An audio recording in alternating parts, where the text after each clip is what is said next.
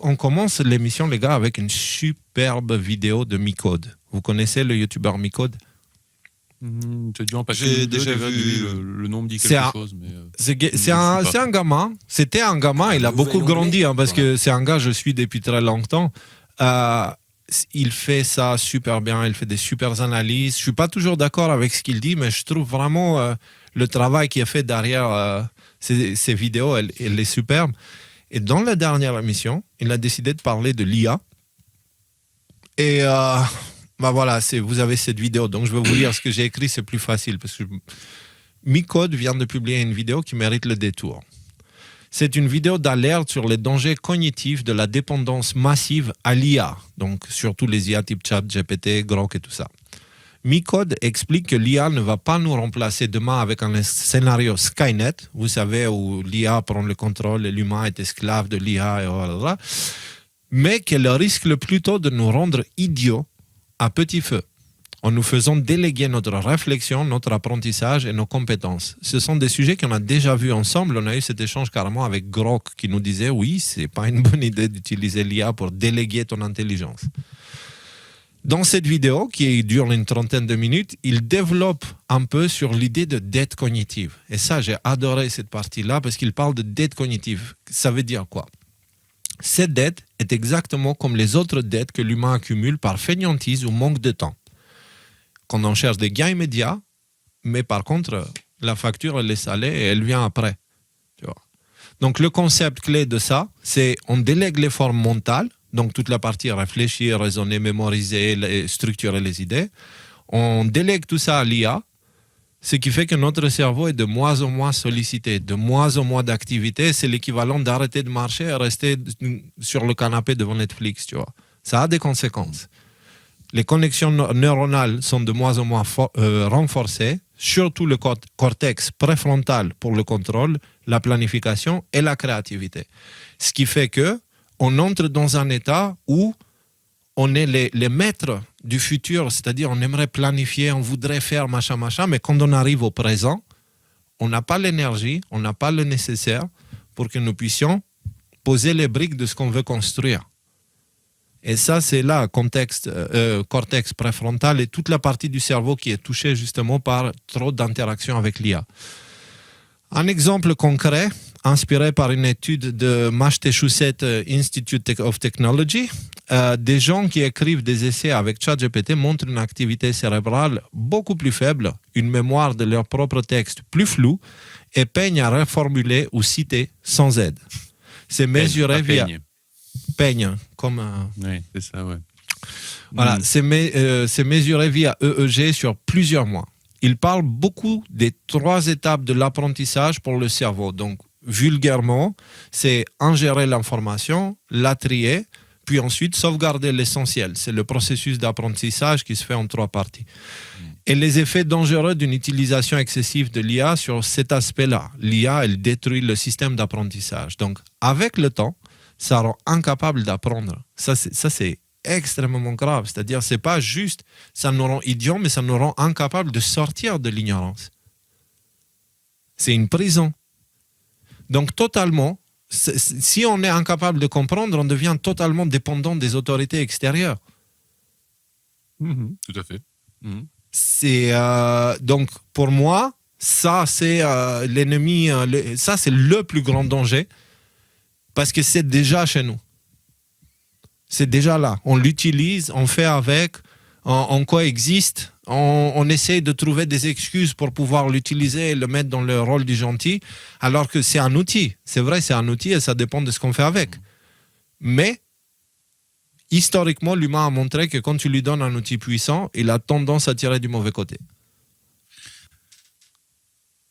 Pourtant, il y a des gens qui pourraient t'opposer un argument suivant, c'est de te dire, tu peux demander à l'IA de te préparer un cours sur quelque chose que tu ne sais pas, par exemple mathématiques. Tu lui dis, explique-moi les fonctions avec quelques exercices. T'as regardé la vidéo? Non, je n'ai pas vu cela. Il parle de ça. C'est justement, il donne cet argument-là, il prend 10 minutes sur ça, où il dit, regarde comment c'est drôle.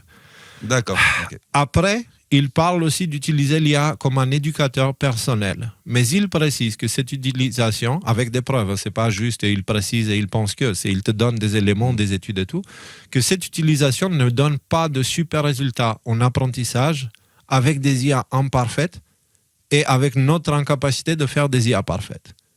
Parce que l'IA, elle a aussi un problème, c'est qu'elle est très forte pour te donner confiance en toi. Alors tu vas me dire en quoi c'est négatif. En soi, c'est pas négatif, mais quand d'un côté, elle te rend plus idiot et de l'autre côté, elle te donne plus confiance en toi, ça fait de toi un idiot qui a confiance en lui. Et vous savez que c'est un mélange qui est très détonnant. Ça marche si pas bien. Si jamais en t'es fait. Ronaldo et que tu penses que t'es super bon au foot, il n'y a pas de problème. Maintenant, si t'es dans une chaise roulante et que tu penses que t'es super bon au foot, là, si tu as cette croyance, tu risques de te confronter à un certain nombre de problèmes dans la vie. Dans l'idéal, en fait, ton niveau de compétence, il doit être équivalent à ton niveau de confiance. Si ton niveau de confiance est légèrement inférieur à ton niveau de compétence, peut-être que ça te permet de moins parler, de plus écouter et voilà, d'aller plus vers l'humilité que vers la crainte. Mais je pense que l'équilibre, il est à peu près de cette manière. Mais il y a plusieurs choses. Vas-y, Rudy, vas-y. Par rapport à ça, en fait, l'IA, moi j'ai l'IA de Grok, et je m'en sers de différentes manières. Par exemple, vous savez que quand je suis pas devant l'écran, je fais de la programmation. L'autre jour, j'avais un souci de programmation, mon code il compilait pas. Attends, merde, avec Grok, pourquoi ça compile pas? En 2 secondes, il m'a sorti la solution. C'est vrai que de ce point de vue-là, c'est extrêmement efficace, mais c'est sur un problème technique extrêmement ciblé. Voilà, j'avais un projet à moi, à un moment donné, il y a quelque chose qui cloche. Grok m'a aidé de ce point de vue-là. Après, j'aime beaucoup, je sais pas pourquoi je m'inflige ça, mais j'ai passé pas mal de temps à essayer de convaincre, tu sais, les conversations que j'avais sur Facebook, sur le complotisme et tout ça, pour essayer de convaincre les gens qui marchaient jamais. 20 ans plus tard, maintenant, j'essaie de faire la même chose en essayant de convaincre Grok. Ça ne sert à rien, ça n'a absolument aucun intérêt. Ceci dit, j'arrive un petit peu, mais ça me génère énormément de frustration. Donc pour moi, ça tombe dans la même corbeille que les Twitter et compagnie, c'est-à-dire cette utilisation-là, c'est bon, j'ai donné. Moi, je n'ai pas de frustration à donner à ça. Ouais. Cette vidéo de Micode, elle parle de ça parce qu'elle donne l'exemple concret des programmeurs. Les programmeurs utilisent beaucoup l'IA. Ils ont sauté dessus parce que ça simplifie le travail. Mais il te donne l'exemple d'un programmeur expérimenté qui sait déjà coder et qui utilise l'IA. Et le programmeur non expérimenté qui utilise l'IA pour faire et qui ne sait pas programmer. La différence entre les deux, c'est qu'il y en a un qui fait une vraie utilisation. Pourquoi? Parce qu'il est capable de vérifier le travail. Et les études ont montré qu'un programmeur expérimenté, quand il utilise l'IA, il passe beaucoup plus de temps, 5 fois plus de temps que le débutant à checker le code. Et il est capable de retrouver les problèmes tout seul. Et que l'autre à côté, il n'est pas capable de trouver les problèmes. Et il donne un cas concret de quelqu'un qui a construit un site assez complexe et ils ont ajouté des choses ajoutées et le mec, il utilisait toujours l'IA, puis un jour, il y a eu un problème. Et l'IA ne trouvait pas la solution, et c'était foutu. Il fallait faire intervenir des programmeurs qui ont checké des milliers de pages de code pour le faire marcher, tu vois. Donc au final, voilà, c'est... Mais ça, c'est un des exemples qui, quelque part, rassure, en tout cas dans le monde de la programmation, sur le fait de, dans 2 ans, on sera tous remplacés par des IA. Parce que c'est vrai que quand ça marche très bien. Mais dès que ça commence à plus marcher, c'est un enfer à débugger, à déprogrammer. L'autre point qui est essentiel, j'ai beaucoup appris de choses tout seul dans ma vie, notamment la programmation. Je l'ai appris tout seul, avec des bouquins, des tutos, des machins, tout ça. Et il est clair que dans l'auto-apprentissage qu'on fait, tu peux regarder des tonnes de vidéos, tu vas apprendre 10% des choses. Le véritable apprentissage se fait lorsque tu fais des choses toi-même et surtout lorsque tu es confronté à des problèmes. Parce que dans ta tête, ça marche. Sur le papier, ça marche. Dans la réalité, ça ne marche pas. Et savoir quelle est la différence entre dans ta tête et dans la réalité, ça te fait acquérir des compétences qui sont. C'est là que le vrai travail se fait, en fait. Si maintenant ces choses-là, tu n'es plus confronté à ça, tu peux faire 10 ans de programmation sans rien savoir. Si ce n'est être bon à peut-être parler avec une IA, quoi. C'est ça le truc, en fait. C'est quand tu poses la question à l'IA, par exemple, combien ça fait 10 fois 12, ok? Si tu lui poses la question, il te donne juste le résultat, tu as juste eu le résultat, tu n'as rien appris. Et ça, c'est un problème. On n'est pas censé fonctionner comme ça, tu vois, parce que ça veut dire qu'on entre dans un stade où on fait des choses et on dit des choses qu'on ne comprend pas. Par exemple, le mec qui avait programmé ce super site très complexe, il ne comprenait rien sur ce qu'il avait fait, en fait. Et donc, du coup, ça veut dire qu'on commence à créer des choses qu'on ne contrôle pas et qu'on ne comprend pas. Et là, on est dans un terrain Voilà. Alors, moi, ce qui m'a surtout attiré par cette vidéo-là, c'est ce principe de dette cognitive. Utiliser l'IA, c'est en gros, tu poses une question, elle te donne la réponse, tu n'as rien appris, tu es en mode copier-coller dans ta tête. Et ça crée une dette. C'est ça qui affaiblit le cerveau, en fait, le fait de recevoir si facilement les réponses. Donc, on peut faire des parallèles avec d'autres dettes, comme la dette physique. On évite le sport, les muscles fondent, la santé décline. Okay? On peut parler de dette financière. Un crédit pour faire aujourd'hui ce qu'on n'a pas les moyens de faire, par contre, derrière, on paye les intérêts et ça fait mal, tu vois. Et la dette cognitive, donc, c'est le fast-food intellectuel, une autonomie intellectuelle qui s'effrite, capacité à apprendre seul qui baisse, et un jour, l'IA devient indispensable. Et c'est ça le truc, c'est que c'est ce qu'elle cherche à faire, en fait. Ou ceux qui la contrôlent, c'est ce qu'ils cherchent à faire. Donc l'IA peut être utile, mais si elle est utilisée sans discernement, elle ne nous envoie pas au monde de Skynet et de Terminator, mais au monde d'Idiocratie. Un film que je vous conseille très fortement. Parce qu'il est drôle et ça fait réfléchir. Tu vois. Voilà. On a fait le tour. Je vous conseille vraiment cette vidéo. Alors, justement, pour que vous voyez à quel point on a déjà abordé ces sujets, nous, ici, mais cette image-là est extraite de la vidéo. Et ça vous rappelle quelque chose? C'était les toutes premières émissions que j'ai fait déjà, quand tu fais des émissions le samedi où on avait ce chemin en Y qui... Ouais. Mais tu veux savoir un truc, moi, ce qui me perturbe un peu ici, c'est qu'on a le choix entre l'IA ou Babylone, tu sais, la tour penchée comme ça. Alors que moi, je mettrais... la tour de Pise. Oui, non, je sais. Mais pour moi, à mes yeux, c'est Babylone, c'est la tour de Babel qui est en train de se pencher pour tomber, tu vois. Et donc, du coup, moi, je mettrais ces deux choses-là ensemble et à la place, ici, je mettrais un arbre parce qu'on a le choix entre naturel ou artificiel. C'est le choix, tu vois. C'est comme ça que je le vois. Mais en tout cas, ces réflexions, et en plus, là où je suis très heureux, c'est qu'il touche un public jeune.